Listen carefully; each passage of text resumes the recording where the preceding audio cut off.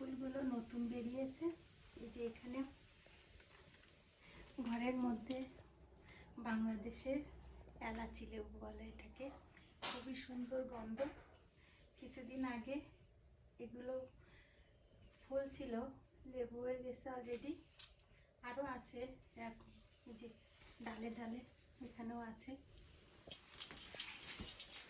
আর এই যে এখানে ছোট ছোট লেবু আছে, এই যে অলরেডি লেবুগুলো এখানে আরও এর ভিতরে আছে, একটু কাটা তো হাত দেওয়া যাচ্ছে না, এই যে ভিতরে এখানে আছে। এই যে লেবু,